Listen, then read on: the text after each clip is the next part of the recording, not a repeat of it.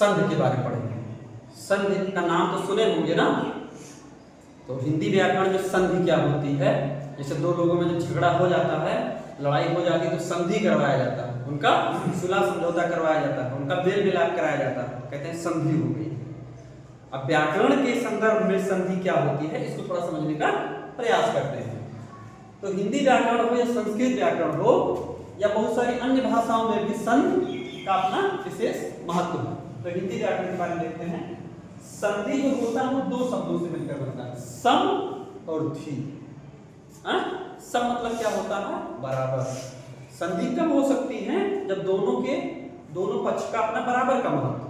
जैसे दो लोग अगर संधि करते हैं, मेल करते हैं, तो दोनों लोग जब संतुष्ट होते हैं, दोनों में जब बराबरी का दर्जा होता है, दोनों अपने आप में अपना विशेष महत्व रखते हैं, तभी संधि होती है। तो इसी तरीके से मान लीजिए कि दो अलग अलग शब्द हैं, उनको जोड़ा जाना है, या दो जुड़े अलग अलग शब्द हैं, उनका विच्छेद किया जाना है, तो किसी एक पक्ष पे जोड़ दे करके, एक पद पे जोड़ दे करके संधि या संधि विच्छेद नहीं कर सकते हैं। उनमें दोनों का अर्थ निकलना चाहिए। दोनों तरफ अगर अर्थ नहीं निकलता है तो संधि नहीं हो सकती, ना तो संधि का विच्छेद सही हो सकता है। आइए देखते हैं। लिखा है संधि मतलब कि सम प्लस धी, यानी मेल या जोड़।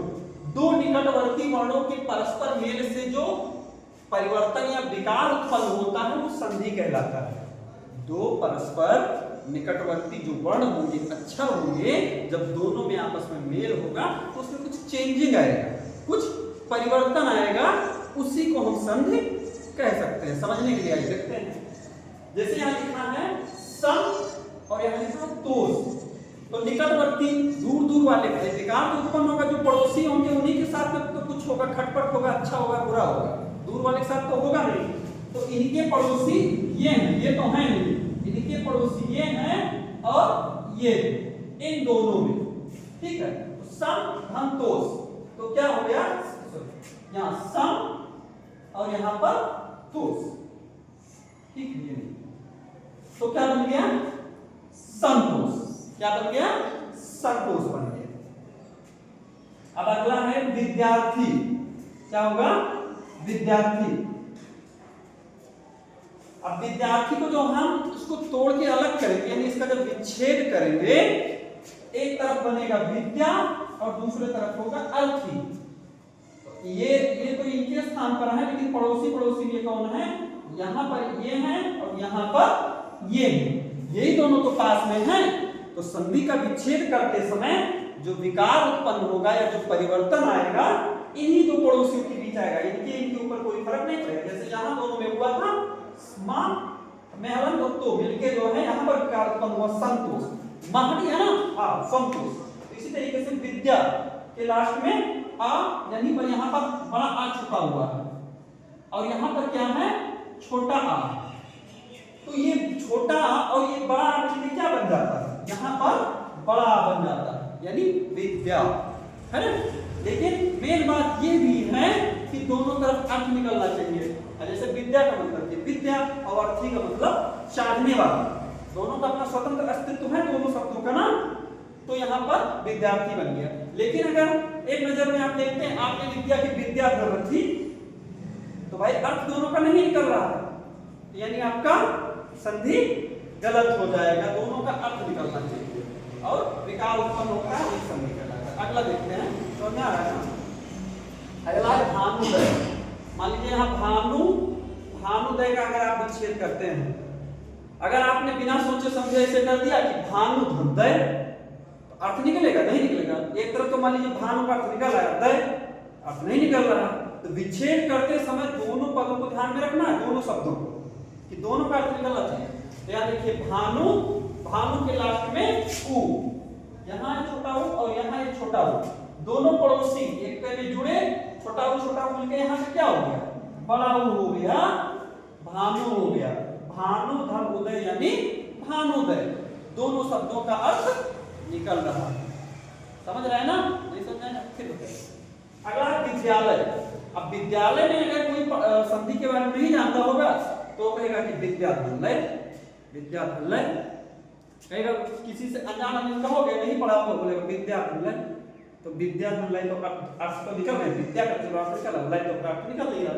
तो इसको क्या करेंगे, तोड़ेंगे, यानी एक तरफ विद्या और दूसरी तरफ क्या होगा, आलय। समझना है क्या, निकलना चाहिए दोनों तरफ।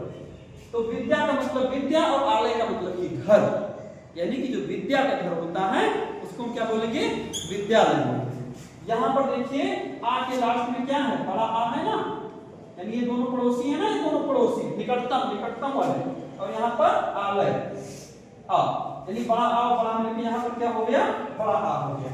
छोटा छोटा मिलेगा तो भी बड़ा होगा, छोटा और बड़ा मिलेगा तो भी बड़ा होगा, और बड़े बड़े मिलेंगे तब तो बड़े होंगे ही। जैसे फिर अगला है देवालय। अब देवालय का देवा धनलय तो होगा नहीं, तो आप इसको विच्छेद करेंगे, तोड़ेंगे तब एक तरफ होगा देव और एक तरफ होगा आलय, यानी कि देव यानी देवताओं का, आलय मतलब कि घर, देवताओं का घर, यानी उसको हम बोलेंगे देवालय। दोनों शब्दों का अर्थ निकल रहा है। यहाँ दोनों पड़ोसी ये हैं, ये निकटवर्ती हैं, यानी यहाँ पर वा और यहाँ पर आ। यहाँ पर वा में छोटा छिपा है और बड़ा तो बड़ा दिख ही रहा है, दोनों जब आपस में मिले तो यहाँ पर बड़ा आ हो गया, यानी कि देवालय बन गया।